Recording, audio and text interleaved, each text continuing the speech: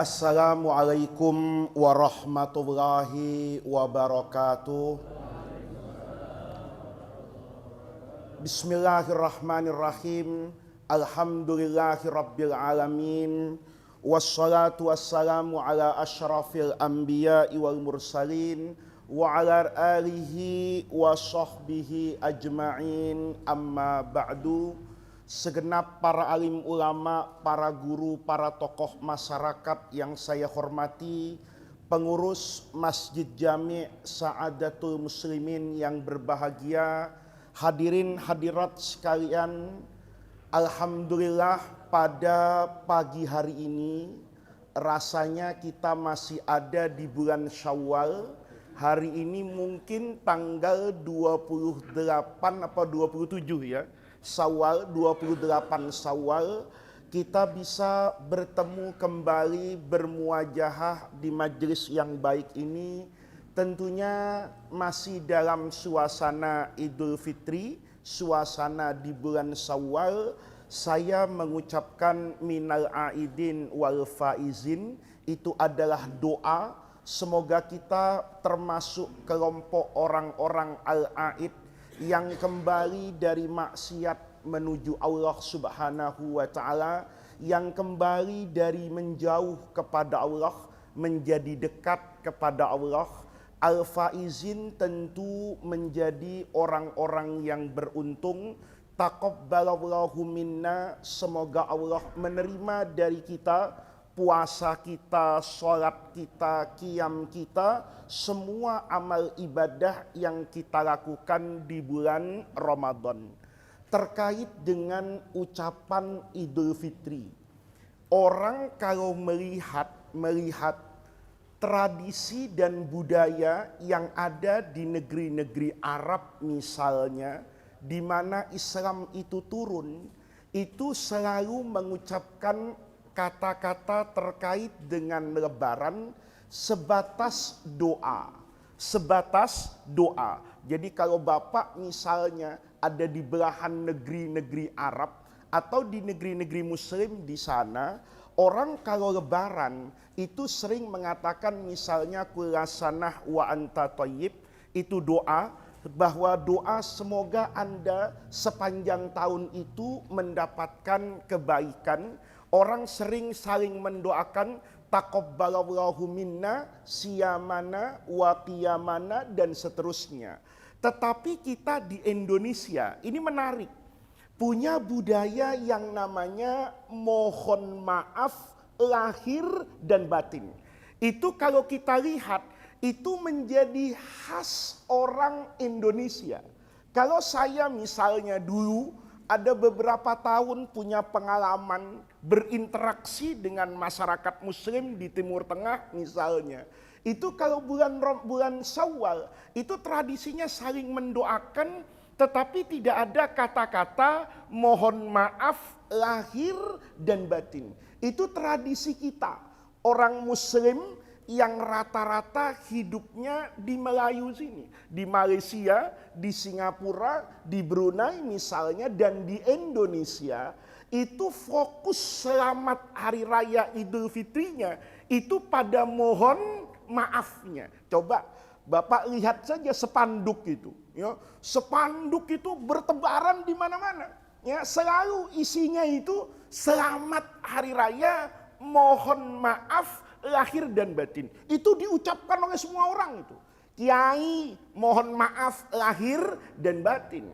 Ustadz mohon maaf lahir dan batin. Pengurus masjid mohon maaf lahir dan batin. Sampai koruptor itu mohon maaf lahir dan batin. Itu saya pikir-pikir itu koruptor yang cerdas itu. Kalau dia sudah mengatakan di spanduk itu mohon maaf lahir dan batin. Bisa jadi koruptor ini lahir niat batin itu, mohon maaf rakyatnya, saya sudah nyolongin duit negara misalnya, yang menjadi hak kalian saya pakai, saya colong, mohon maaf lahir dan batin. Terus bapak-bapak nih sebagai rakyat jawab, iya saya maafkan. Oh itu Masya Allah, saya mungkin jadi koruptor juga Pak. Kenapa? Ya, karena sudah halal Pak. Karena kan duit rakyat toh. Dia sudah minta maaf sama siapa itu? Sama rakyat. Rakyatnya memaafkan gitu. Jadi Bapak nanti nggak usah sering marah-marah, Pak. Kalau nanti ngelihat ada koruptor kok masuk surga, rupanya dia yang sering mohon maaf lahir dan batin. Ya, apa yang ingin saya sampaikan, Bapak? Kita ini kadang-kadang sering melihat Indonesia itu dengan wajah yang carut marut, sering merasa bahwa di negeri ini banyak yang tidak baik-baik saja. Tetapi kita juga perlu sebagai bangsa melihat aspek positif dan kebaikan yang dilakukan oleh masyarakat kita di Indonesia. Karena orang itu dalam hidup, Bapak, dia akan menjadi orang yang arif dan bijaksana. Itu kalau dia punya pembanding. Ya, hidup itu kalau kita punya pembanding, itu biasanya orang akan menjadi arif dan bijaksana. Saat Bapak misalnya jalan kaki ke masjid ini, kemudian melihat temannya yang naik motor, pasti nggak jadi bersyukur.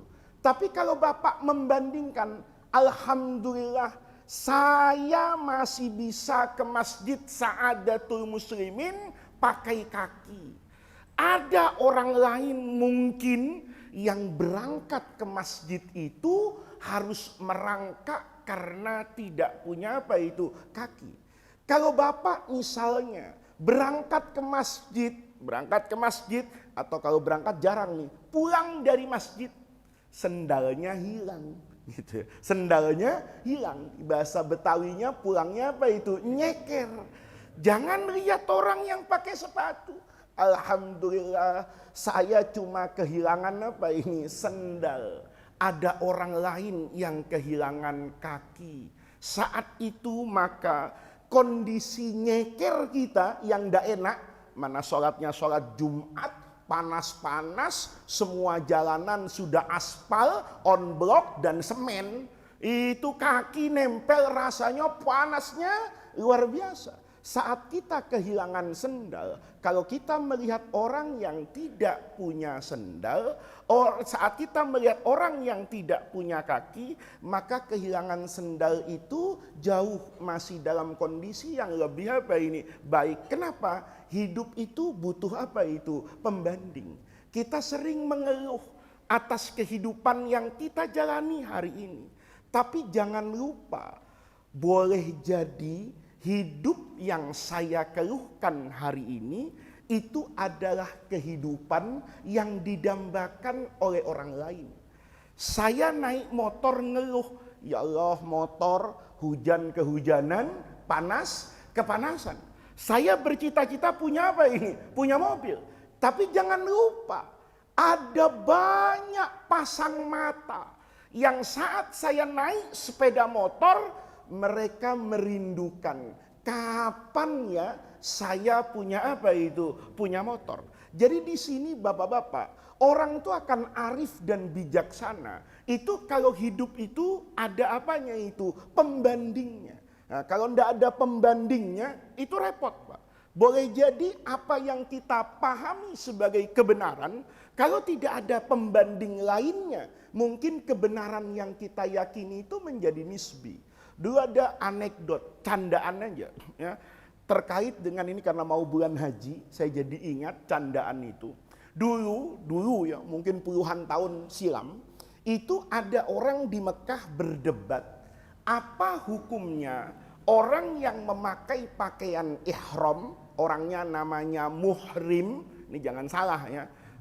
Istrinya bukan, ini bukan muhrim ya, bukan muhrim, dia tidak pakai baju ihram. Nah, kalau yang haram untuk dinikahi itu, yang auratnya longgar depan mata kita, itu namanya mahram. Ya, kalau orang yang pakai baju ihram itu namanya muhrim. Jadi orang itu kalau sudah berihram itu kan dilarang oleh agama untuk memakai sesuatu yang wangi.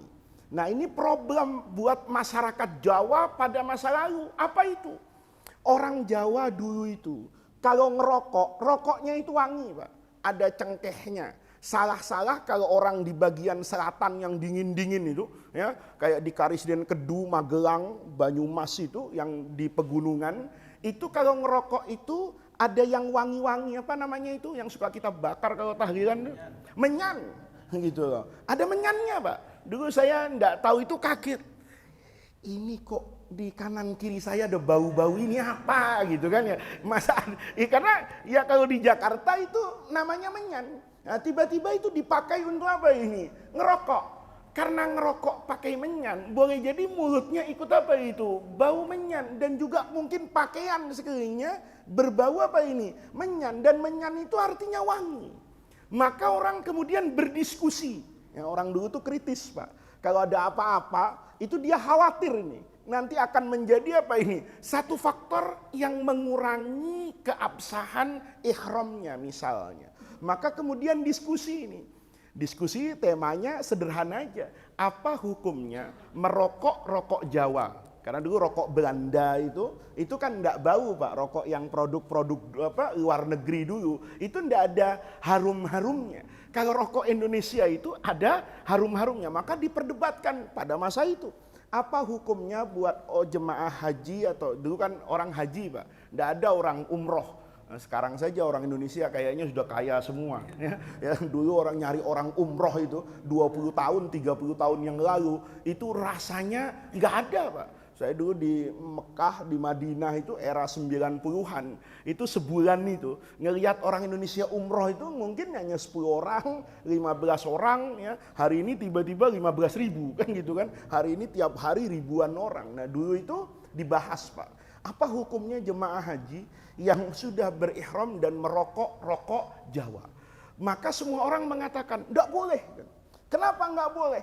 Karena itu mendatangkan bau wangi. Sementara memakai wangi-wangian saat umroh, itu hukumnya enggak boleh. Benar kelihatannya, Pak. Benar kelihatannya nih, hampir diputuskan. Oh berarti memang menghisap rokok Jawa dalam keadaan ihram itu hukumnya haram, karena ilatnya, alasan hukumnya itu fi makna tatoyub. Dia memakai wangi-wangian. Kelihatannya benar, Pak. Tiba-tiba ada satu orang tuh yang kritis. Dia bilang, kalau ini diharamkan, maka fatwa yang sama harus dikeluarkan pada hari Jumat. Semua orang yang mau Jumatan, sunnah hukumnya merokok rokok Jawa. Kenapa? Karena waktu kita mau berangkat ke masjid Jumatan, disunnahkan pakai apa? Minyak wangi. Lihat, Pak. Saat ada orang ngomong gini, yang hampir mengatakan haram itu ngerem, Pak. Oh iya ya, kalau ini diharamkan karena artinya wewangian, maka pada saat yang sama harus disunnahkan, karena itu juga makna yang apa ini? Yang sama. Ya, Bapak nggak usah tanya, ujungnya halal apa haram itu urusan nanti. Tapi artinya, ini namanya hidup itu butuh apa itu? Pembanding.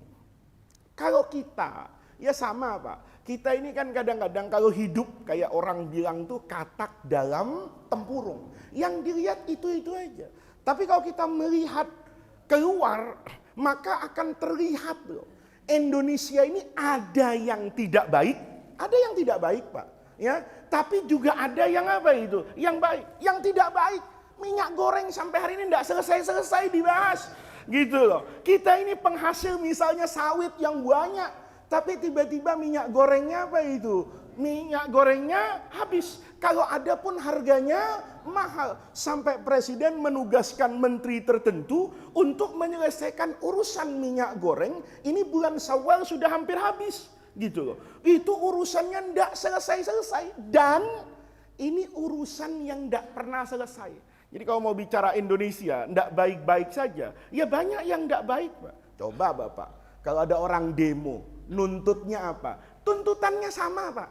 Ya, turunkan harga-harga. Ya, dulu waktu Pak Harto di demo, turunkan harga-harga. Pak Habibie di demo, turunkan harga-harga. Gus Dur di demo, turunkan harga-harga.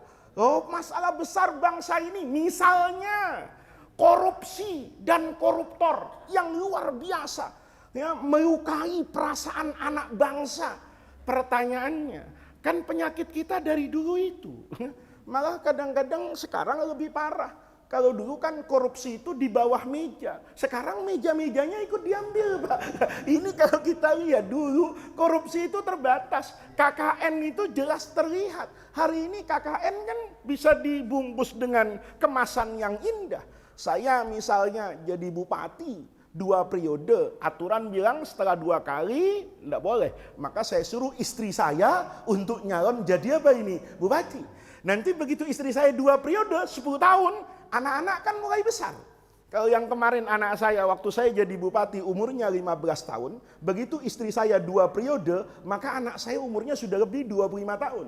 Begitu 25 tahun, saya bilang, nak sekarang kamu yang nyalon setelah siapa ini? Ibu, coba lihat Pak. Dan itu kita nggak merasa KKN. Kenapa nggak merasa KKN? Karena secara aturan tidak ada yang apa itu? Yang salah. Yang lebih unik lagi, saya kemudian bersyarikat dengan bapak saya. Saya jadi bupati, bapak saya jadi ketua DPRD. Selesai itu urusan, ya kan? Negara ini nanti, kabupaten ini nanti diurus di mana? Di meja makan rumah saja. Kata saya, Abah ini anggarannya sekian. Kata Abah saya, ya beres nanti saya ngomong lah di DPR begini-begini. Itu bapak-bapak, kan bukan penyakit hari ini. Penyakit dari dulu. Ketidakadilan, ketimpangan ekonomi. Itu kalau kita lihat, tidak baik-baiknya Indonesia di situ. Jadi saya kadang-kadang itu bertanya-tanya gitu. Kita ini ganti pemilu kok penyakitnya sama ya. Yang diteriakkan itu sama. Sejarah itu selalu berulang. Aktornya yang berbeda. Tapi kok rasa sakitnya sama. Rasa miskinnya sama. Rasa gedeknya sama. Emosinya sama. Itu yang tidak baik-baiknya. Tapi baik-baiknya Bapak ada. Bahwa budaya yang kita kerjakan di Indonesia ini itu adalah budaya yang selalu diwarnai oleh agama. Ini penting Pak. Jadi budaya dengan agama itu sesuatu yang berbeda. Beda. Ya. Beda banget Pak. Budaya itu adalah hasil kreasi manusia. Nih. Saya pakai sarung, sarungnya model begini nih, warnanya, motifnya, itu budaya. Saya pakai peci hitam, itu budaya. Bapak-bapak pakai sorban misalnya, itu budaya. Imamah itu budaya, karena dulu masyarakat jahiliyah Arab juga pakai apa itu? Imamah. Jadi kalau kita lihat ini budaya, bapak ada yang pakai jas, itu budaya. Nanti budaya ini tentu akan diwarnai oleh apa-apa yang ada di kepala kita. Itu budaya. Orang Betawi misalnya, kalau mau nikah itu pakai palang pintu. Ya. Dan jagoan perempuan itu harus kalah. Walaupun di dunia nyata itu jagoan beneran, Pak. Ya, misalnya nih kita nyewa 2 tukang silat kan, kebetulan yang pinter itu, yang jagoan itu di pihak perempuan, gurunya, muridnya di pihak laki-laki. Tapi sudah perjanjian, nanti gua kalah dulu, tapi ujungnya lu yang kalah. Kok begitu? Nggak bisa. Saya kan gurunya, jurus saya lebih hebat. Ini bukan jurus lebih hebat. Lu nggak kalah, nggak jadi nikah dia, ya kan begitu. Paham bapak-bapak? Ya, ini namanya apa itu? Budaya yang ada di kepala orang Betawi. Bahwa laki-laki itu bukan sekedar lebih hebat, tapi dia punya kekuatan yang tidak dimiliki oleh perempuan. Hujan-hujan semalam dari 1 jam 1, genteng rumah bocor, suaminya nonton Real Madrid sama Liverpool, ya kan?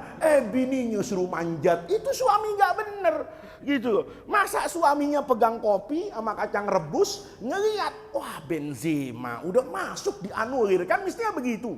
Tahu-tahu bocor, bininya lo naik ke atas genteng sono, nggak bener.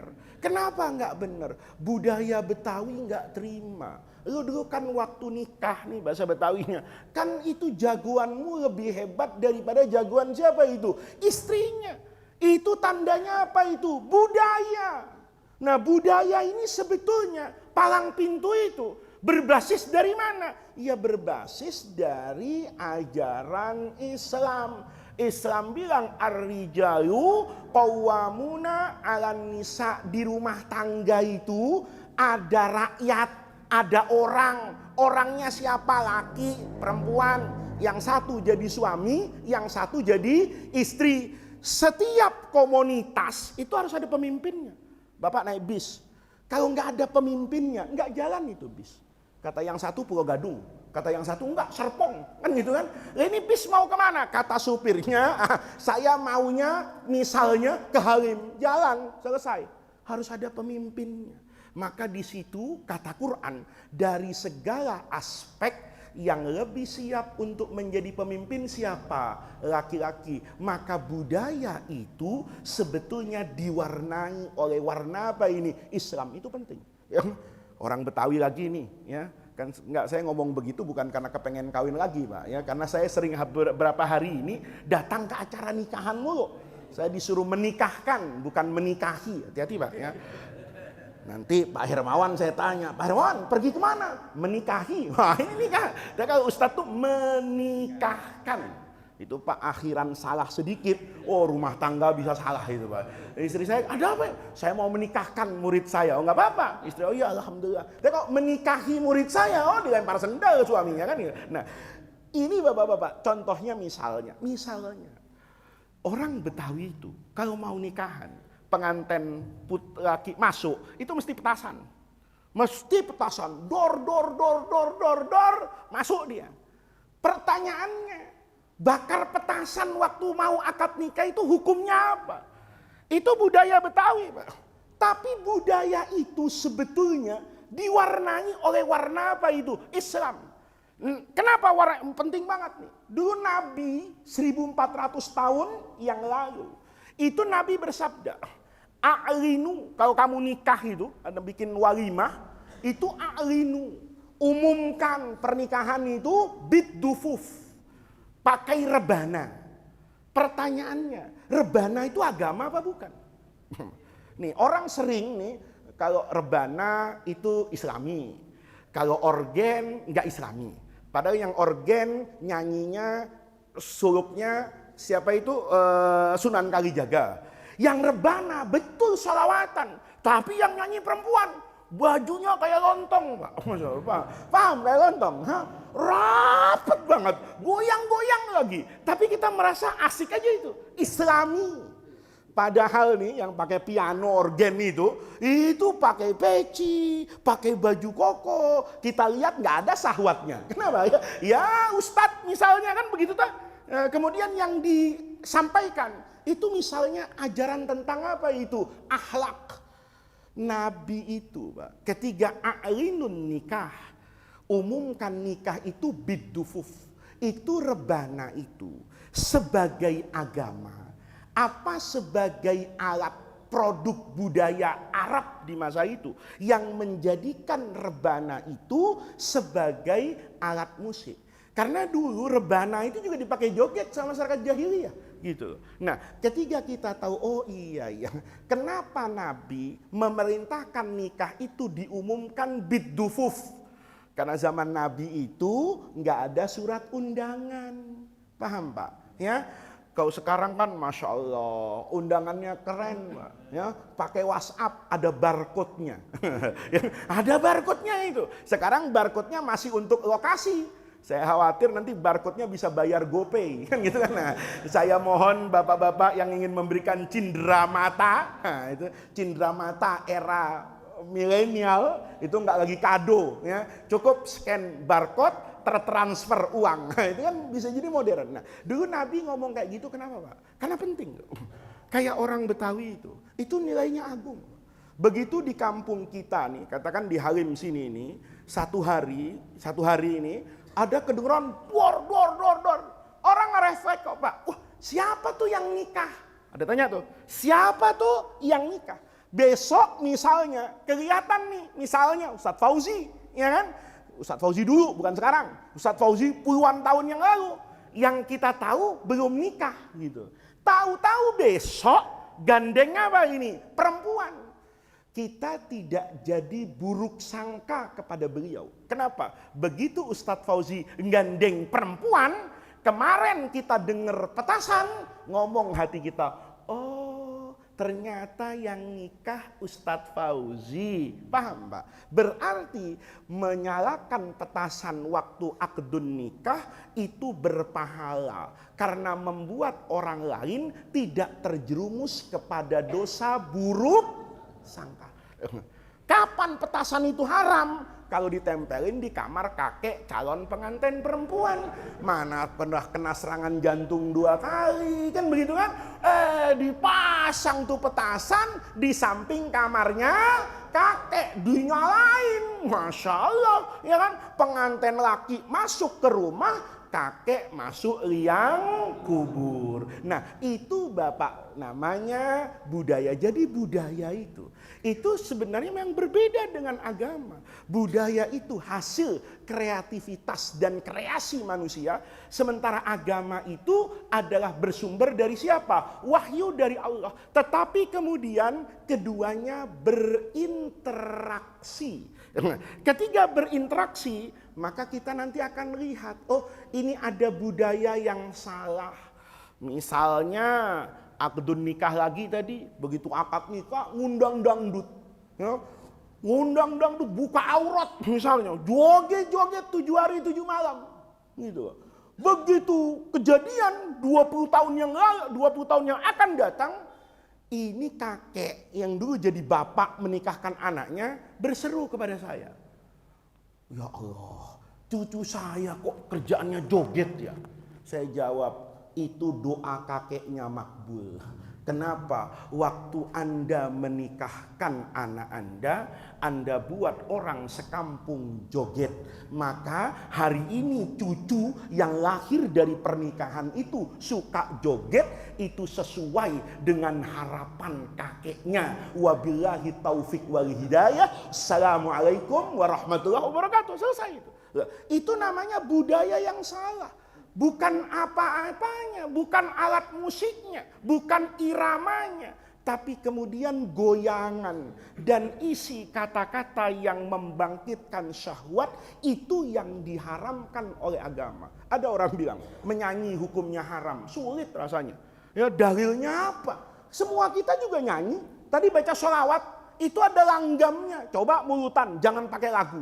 Coba azan, nggak usah pakai lagu. Allahu Akbar, Allahu Akbar. Tuh azan apa ngamuk kan begitu kan? Nah, tapi dengan ilmu seni ini, seni suara, azan jadi kelihatan apa ini? Indah. Bacaan Al-Quran jadi kelihatan apa itu?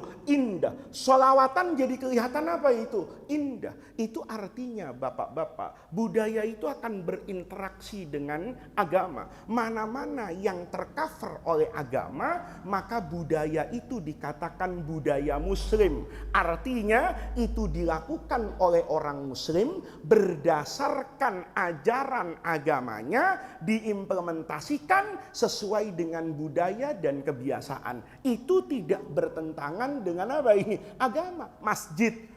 Apa masjid ini sama dengan masjid Nabi? Enggak ada. Masjid Nabi pasti bukan seperti ini. Dulu Bapak baca dalam hadis nih. Penting nih. Jangan sampai orang tuh salah apa ini? Salah paham. Orang nih di Indonesia sekarang nih. Ada yang salah paham. Ada yang pahamnya salah. Ada yang enggak mau paham. Ini yang paling repot yang terakhir ini. Enggak mau paham. Biar dikasih tahu. Ngeyelnya luar biasa. Dia baca, ada loh Pak, ada. Ya, ada. Dia baca hadis bahwa Rasulullah Shallallahu Alaihi Wasallam dan para sahabat, hadis sahih, dan para sahabat itu sholat di Madinah bini alihim. Pakai apa itu? Sendal. Lalu dia bilang, ini kita salah dalam beribadah kepada Allah. Masjid semuanya bid'ah. Karena mau masuk masjid, copot sendal. Sementara Nabi dan sahabat sholat pakai sendal. Saya tidak tahu nih orang kayak gini tuh ngajinya di mana gitu. Ya, kenapa Pak? Karena dulu zaman Nabi, masjid itu sapi pun lewat, unta pun lewat. Maka kalau sholat sendirian, dulu Nabi itu pakai sutroh, pakai pembatas apa aja, bisa batu, bisa apa itu kayu, ditaruh sama Nabi ini. Sebagai batasan apa ini? Tempat sholat. Haram hukumnya orang apa ini? Lewat. Karena mengganggu orang yang apa ini? Sholat. Tetapi kenapa pakai sutroh? Karena masjid itu terbuka Pak. Nggak ada dindingnya. Jadi orang itu bisa lihat kanan kiri. Tempatnya pun pakai apa ini? Tanah. Nah, oleh karena itu mereka tetap pakai apa ini? Sendal. Kenapa tetap pakai sendal? Karena sendalnya dihukumi suci. Kenapa suci? Karena dia selalu bergesekan dengan apa itu? Tanah semenjak dari rumahnya. Dan yang di dalam masjid pasti dalam keadaan apa ini? Bersih. Maka sendalnya yang suci itu tetap dipakai. Kenapa? Kondisi masjid dulu tidak sama dengan masjid sekarang. Kita budayanya masjid itu semakin bagus, kita semakin apa itu? Senang. Dikasih apa? Karpet.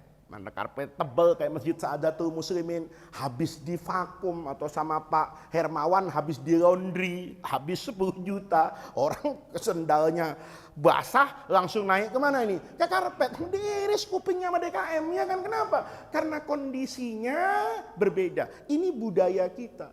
Budaya kita masjid itu pakai menara, Pak. Saya tanya sama bapak-bapak, apa zaman Rasul itu ada menara masjid? Pasti jawabannya enggak ada. Tapi kenapa pakai menara? Ini budaya, tapi budaya yang berlandaskan ajaran agama. Di mana ajaran agamanya? Dulu Sayyidina Bilal kalau mau azan itu di luar masjid. Jadi azan itu, kalau sekarang azan dalam masjid, dulu di luar masjid, nyari tempat yang apa itu? Yang tinggi. Kenapa yang tinggi? Supaya suaranya itu, makanya dulu muazzin itu sunnahnya ketika hayya 'alas shalah, mulutnya itu, mukanya itu ke kanan, ke kiri, kayak muter gitu suara. Kenapa? Supaya semua orang yang ada dalam teritorial masjid di mana dia azan itu kedengaran. Apa sekarang masih pakai muter-muter? Bergantung sudut pandangnya. Kalau orang menganggap bahwa muter itu bagian dari agama, muter dia lehernya, ya kan? Tapi kalau orang tahu substansinya, supaya suara ini terdengar kanan, kiri, depan, belakang, maka muka orangnya ndak usah diputer. Spekernya di atas, ada yang ke kanan, ada yang ke kiri, ada yang ke depan, ada yang kemana? Belakang. Selesai. Orang dulu naik ke atas menara. Kenapa? Supaya suaranya terdengar. Ketika orang sudah menemukan cara membangun bangunan tinggi, tapi belum menemukan yang namanya pengeras suara. Jadi itu namanya budaya, Pak. Budaya itu akan selalu berinteraksi dengan agama. Nggak mungkin agama itu dipisahkan dari apa ini? Budaya. Karena nanti nggak dapat, Pak. Contoh, saya pagi ini datang misalnya nih, pakai kaos, pakai jeans, ya, terus apa? Datang ke Masjid Saadatul Muslimin. Mau kemana Ustadz? Ngaji, gitu. Bapak percaya nggak? Yang benar nih. Ini Ustadz mabok kayak gini, pendukung Liverpool kayak sakit hati nih, kalah semalam ini. Kan begitu toh misalnya, iya kan? Kenapa? Karena saya pakai celana apa itu? Celana jeans. Padahal saya sholat pakai kaos, pakai celana jeans, sah enggak? Sah enggak? Sah. Tapi kalau orang sekarang bilang enggak pantas, pertanyaannya, yang ngukur pantas enggak pantas itu apa? Bukan agama. Gitu loh. Agama cuman bilang khudhu zinatakum inda kulli masjidin. Itu kalau ditafsirkan bingung orang, Pak. Kenapa? Kalau tanpa budaya. Bapak nanti misalnya tahu-tahu salat Jumat di Inggris, ya, di lapangan Manchester itu, tahu-tahu Bapak sholat di masjid. Jangan kaget. Khotibnya kayak orang mau kondangan. Rambutnya pakai minyak, enggak pakai peci, ya kan? Pakai jas, pakai dasi. Idza sa'idal khatibu 'alal mimbar. Tenang. Coba Jumat besok dipraktekin di Masjid Saadatul Muslimin, ya kan? Pakai jas, pakai dasi. Orang pasti bilang salah kostum.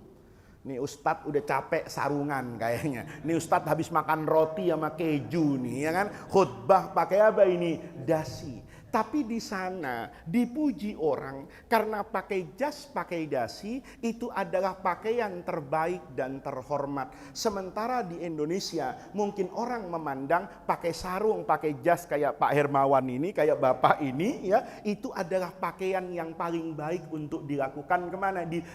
Dipakai kemana itu? Ke masjid. Itu selesai, Pak. Yang menentukan apa ini? Budaya. Jubah itu juga bagian dari apa ini? Budaya. Maka kalau seperti itu, orang beragamanya akan menjadi apa ini? Menjadi bijaksana. Ada yang lebih frontal lagi, cuman kalau diviralkan ini nanti orang salah paham. Saya sering sering mengajarkan kepada murid-murid saya di pesantren.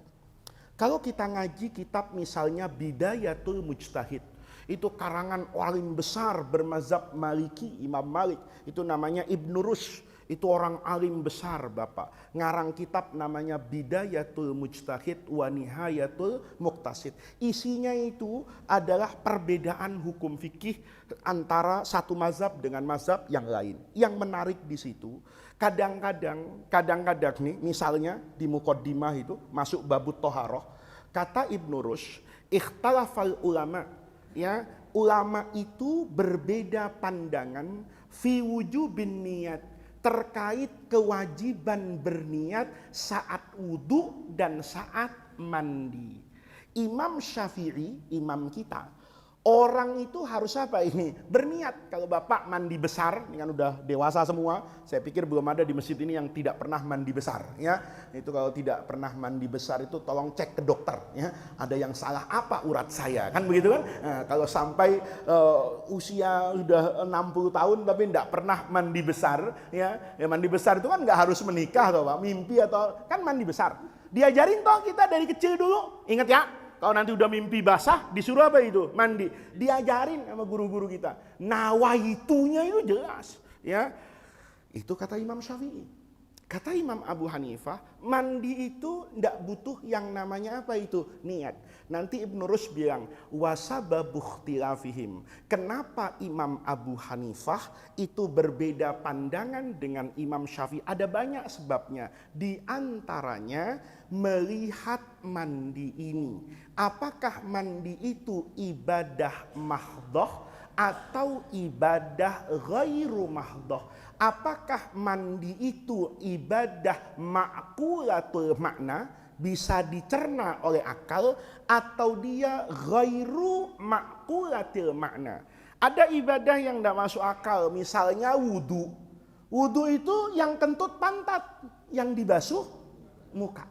Kan gitu Pak. Ada lagi yang tidak masuk akal Pak. Kalau Bapak punya tradisi di negeri musim dingin, ya kalau Bapak umroh nanti ke Saudi, ya bulannya November, Desember, Januari. Maka banyak orang Arab itu pakai kaos kaki dari kulit Pak, tipis dia, kayak sepatu tipis banget. Itu namanya khuf. Ya, khuf itu kaos kaki yang digunakan oleh orang yang negerinya punya musim dingin supaya kakinya itu nggak kedinginan. Maka oleh Rasulullah, kalau dia mukim, bukan musafir, itu dibolehkan 1 hari 1 malam, artinya 1 paket kewajiban sholat 5 waktu. Waktu dia memakai pertama, dia harus wudhu yang sempurna. Tapi nanti setelah itu 5 sholat kemudian, dia cukup mengusap Pak. Jadi nggak dibasuh lagi kakinya, diusap. Yang diusap unik lagi, atasnya, bukan bawahnya. Padahal yang kotor, yang diusap, atasnya. Masuk akal nggak nih? Nggak masuk akal. Kalau ibadah yang model kayak gini, sholat subuh 2 rakaat. Kenapa isya nanti 4 rakaat? Masuk akal nggak? Nggak masuk akal. Nggak ada orang bisa, kiai sepinter apapun, nggak bisa jelasin. Subuh kenapa 2 rakaat? Ya kan orang mau buru-buru kerja Pak Ustadz. Lah dia hansip malam. Ya kan? Dia kerjanya malam. Kalau gitu dia sudah nggak ada kewajiban ngejar KRL yang jam 6 pagi. Kan begitu Pak. Kenapa orang mau tidur kok isanya malam 4 rakaat, maghrib 3 rakaat, asar. Kenapa enggak asar aja yang 3 rakaat, macet Jakarta. Kan begitu tuh. Itu ghairu ma'qulatil makna. Kenapa air waktu berwudu kok digantinya sama apa itu? Debu ketika tayamum. Kenapa enggak bedak misalnya? Kan begitu maksud saya. Iya kan Bapak-bapak, itu namanya ghairu ma'qulatil makna. Ibadah yang begitu wajib niat. Tapi ibadah yang masuk akal itu enggak perlu apa ini? Niat. Masuk akal itu apa? Kata Imam Abu Hanifah, mandi. Mandi itu kan artinya nadhofah. kebersihan. Kalau orang membersihkan badan itu masuk akal. Karena masuk akal maka dia tidak perlu apa itu niat. Lihat Pak, berarti ibadah itu dibeda-bedakan. Ada yang masuk akal, ada yang tidak masuk akal. Yang tidak masuk akal sami'na wa ta'na. Yang masuk akal, akal bermain di sini. Apa contohnya? Misalnya, saya sering kasih contoh siwak. Nih, orang bersiwak itu hadisnya sahih banget. Bahkan Nabi laula an asyqa ala ummati la amartuhum bisiwaki inda kulli salat. Seandainya saya tidak ingin membebankan kepada umat saya dengan beban yang berat, saya perintahkan dia untuk bersiwak setiap apa ini? Salat. Ini paham ulama beda-beda, Pak. Ada ulama yang mengatakan harus bersiwak, bawa siwak kemana-mana sebelum sholat, siwakan. Bener apa enggak? Bener. Kenapa bener? Hadisnya memang begitu. Ada ulama lain yang enggak bawa siwak. Tapi, ada tapinya nih, enggak bawa siwak dia. Tapi tadi 3:30 bangun subuh, langsung ke kamar mandi, ambil sikat gigi Oral-B. Itu satunya 75.000 Pak. Kalau sikat gigi saya formula itu 10.003 Pak. Ada yang merah, kuning, hijau itu biasa paket itu ya. Ya, buy one get two itu. Belinya 1, sikat giginya 3 dapatnya. Itu lain Pak. Itu sikatnya kalau dipakai sudah berapa kali itu udah lemes aja itu sikatnya. Ada yang sikat gigi bagus Pak, 75.000. Bulunya ke kanan, ke kiri, ke atas. Saya ambil lagi pasta gigi. Ya kan, buatan orang kafir tapi halal misalnya kayak Pepsodent itu ada sertifikat halalnya yang baunya yang membersihkan apa ini sikatnya bersih. Oh selesai itu saya masih ambil Pepsodent cair itu misalnya saya kumur-kumur. Wah masya Allah saya pagi ini wangi betul. Kalau perlu habis itu minum teh sama antangin. Antangin pakai kumur-kumur bersih mulutnya. Pertanyaannya dia dapat sunnah apa enggak? Nih ada orang bilang enggak dapat Pak Ustadz.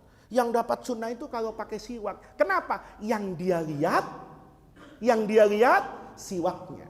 Tapi kalau yang ini, yang dia lihat maknanya, substansinya. Kenapa Nabi nyuruh bersiwak? Supaya mulutnya bersih.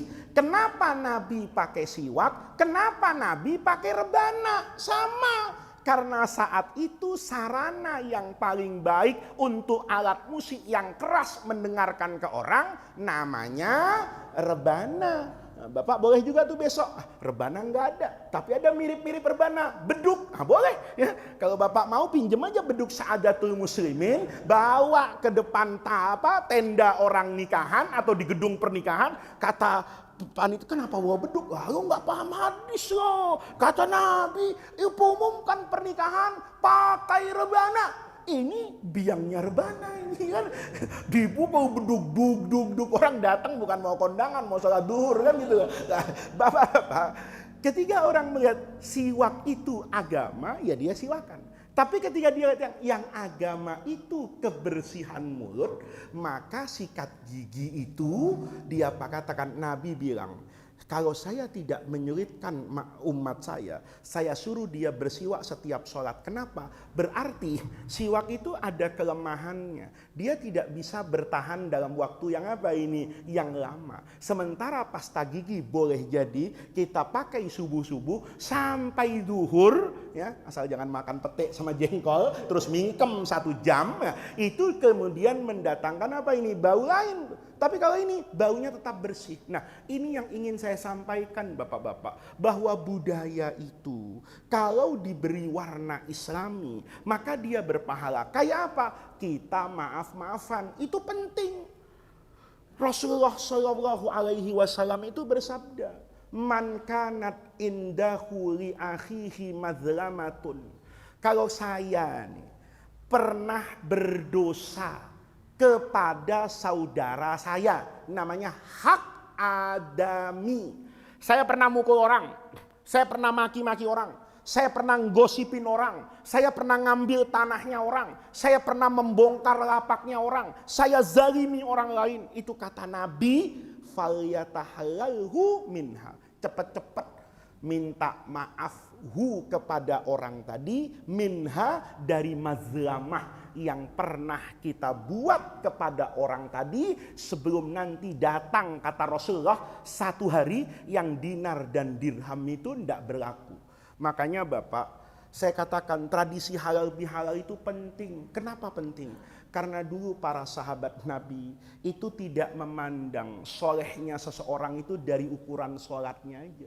Bapak boleh bangga, traweh hatam, bahkan orang-orang semalam 1 juz, gua semalam 5 juz misalnya, nggak apa-apa, ya, asal sholat sendiri, jangan di masjid ini, nggak apa-apa. 1 malam 5 juz. Setiap minggu hatam selama sholat taraweh Ramadan, saya hatam Quran itu bisa sampai 4 kali. Pagi saya hatamkan, saya hatam Quran selama Ramadan 30 kali. Boleh, boleh, bagus, bagus. Tapi apa cukup nganter Bapak ke surga? Enggak. Tahu-tahu rajin baca Quran, rajin juga baca tetangga. Rajin baca Quran, rajin baca tetangga. Nih, hati-hati Pak. Ya, habis baca Quran tetangga lewat, panggil, ya tuh, kagak pernah baca Quran kayaknya. Ya Allah, orang lewat aja gitu. Kayaknya, nggak pernah dibaca Quran. Gua lihat dia kerja muter-muter, kapan tuh baca Quran? Wah, macam-macam tuh Pak. Nanti hari kiamat orang tuh tahu Pak, dikasih tahu sama Allah. Lalu diomongin sama dia. Nanti dia datang, ya Allah, saya itu bukannya nggak mau baca Quran. Dia baca Quran enak, Pak. Dia ustadz tenar. Kemarin Isra Mi'raj saldo amplopnya banyak gitu. Belum saldo maulid kemarin, ya kan? Wah, dia ceramahnya mau di mana-mana. Sehari 10 tempat, hitung aja. Kan begitu tak? Ya saya ya Allah, kan cuma jualan es keliling. Uang dapat hari itu ya habis hari itu. Kalau saya ndak jualan ya Allah, saya terus baca Quran khusyuk, ya istri saya juga khusyuk masuk kuburan kelaparan mati, kan begitu tak? Maka ibadah saya dengan cara berdagang, ibadah ustadz dengan cara baca Quran, saya ndak terima ya Allah. Terus kata Allah, maumu apa? Ya transfer ya Allah, ya kan? Pahala Qurannya buat saya jadi, kata Allah dia. Kalau cuma satu kan berarti hilang Pak pahala ini. Yang datang, yang lain datang. Kata Allah, ini orang udah nggak punya pahala. Gimana ya Allah? Dosa gua aja lempar buat dia. Oke, kata Allah. Fayuqdhafu bihi finnar, kata Rasulullah. Nanti ujungnya orang yang datang dengan pahala kebanggaan, soleh kepada Allah, tapi tidak soleh kepada sesama, itu menjadi orang bangkrut pada hari apa itu? Kiamat. Maka bapak-bapak, kita bersyukur tuh kalau habis sholat Id saling maaf-maafkan. Nanti rumah dibuka. Itu cuma di Indonesia Pak. Ya, tetangga ke tetangga itu nenangga lebaran. Itu nggak ada di negara lain. Ya, di timur nggak ada. Orang habis lebaran tidur, kan begitu. Ini enggak. Ziarah ke rumah, paling enggak dari luar, Pak Haji minta maaf ya, alhamdulillah minta maaf ya kan, masuk nyolong kacang baru minta maaf ya kan, ini nggak apa-apa, nanti kan sore masih ketemu lagi, masih Idul Fitri, Pak Haji maaf ya, kan udah, belum Pak Haji ada tambahan ya kan, tadi kacang Pak Haji gue bawa setangan kan gitu. Nah itu bapak-bapak, itu namanya budaya, tetapi diberi oleh warna yang Islami, sehingga Islam itu bisa berinteraksi, diterima secara damai oleh masyarakat. Ini yang bisa saya sampaikan pada pengajian pagi hari ini. Insya Allah nanti kita akan memulai pengajian seperti biasa di bulan yang akan datang. Mudah-mudahan Allah jadikan jam'ana hadza jam'an marhuma wa tafarruqana min ba'dihi tafarruqan ma'suma. Mudah-mudahan Allah senantiasa membersamai kita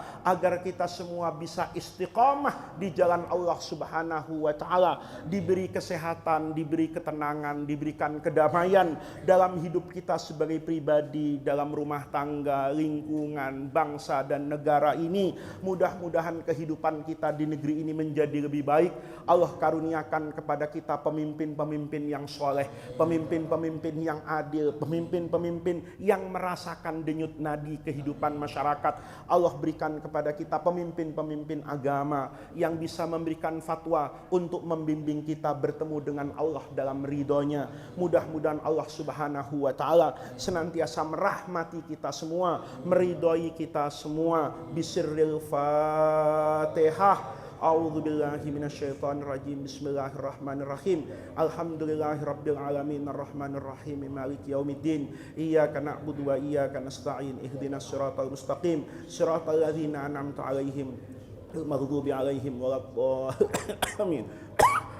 Allahumma bihaqqil Fatihah wa bisyirril Fatihah wa bi karamatil Fatihah wa bi mu'jizatil Fatihah wa bi jahi man unzilat alaihil Fatihah ya farijal hammi ya kashifal ghammi ya man li 'abdihi yaghfir wa yarham. Allahumma inna nas'aluka wa natawajjahu ilaika bi jahi nabiyyika Muhammadin sallallahu alaihi wasallam nabiyyir rahmah.